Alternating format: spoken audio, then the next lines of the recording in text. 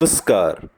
आप सुन रहे हैं द माइथोलॉजी रेडियो और आज के इस पॉडकास्ट में कहानी सवा मन देसी घी के लड्डुओं की। एक बार एक सेठ जी कुंभ के मेले में गए। भीड़ इतनी थी कि उनकी सेठानी कहीं खो गई। सेठ जी के मन में चिंता बढ़ी कि क्या करूं। बहुत खोजने पर भी सेठानी नहीं मिली।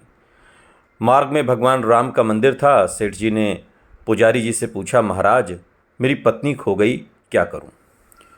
पुजारी जी बोले, सवा मन देसी घी के लड्डू राम जी को भोग चढ़ाओ, पत्नी मिल जाएंगी।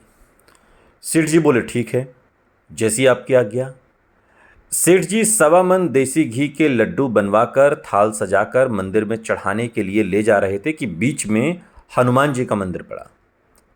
हनुमान जी के पुजारी ने देखा कि कहीं से शुद्ध देसी घी की सुगंध आ रही है। सेठ जी के हाथ में लड्डू के थाल देखकर पुजारी जी बोले, क्या बात है सेठ जी, कहाँ जा रहे हैं? सेठ जी बोले, क्या बताऊं महाराज, मैं बड़ी विपत्ति में हूं, मेरी पत्नी खो गई है। राम जी के मंदिर के पुजारी से पूछा तो उन्होंने कहा कि सवा मन लड्डू का भोग राम जी को चढ़ाओ तो पत्नी मिल जाएगी। इसलिए लड्डू बनवाकर राम जी के मंदिर में लड्डुओं का भोग लगाने जा रहा हूं। इस बात पर तुरंत हनुमान जी के मंदिर के पुजारी तर्कपूर्ण तरीके से बोले, अरे भाई, तुमने रामायण नहीं पढ़ी क्या?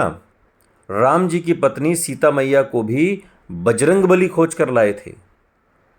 सेठ जी ने तर्क सुनते ही कहा, आप बात तो सही कह रहे हैं, आप ही बताइए अब मैं क्या करूं? हनुमान जी के मंदिर के पुजारी बोले, करना क्या है, हनुमान जी को भोग लगाओ।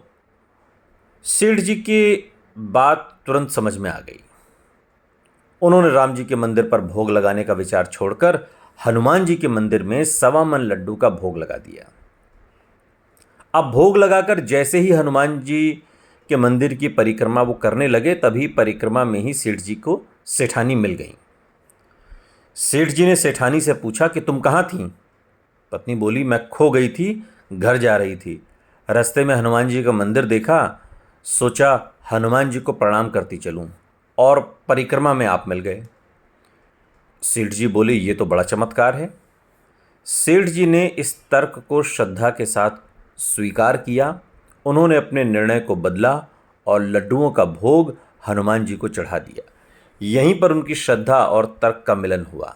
सही निर्णय और भक्ति की सही दिशा से समाधान तुरंत मिलता है। सुनते रहिए द माइथोलॉजी रेडियो, सुनता है सारा इंडिया।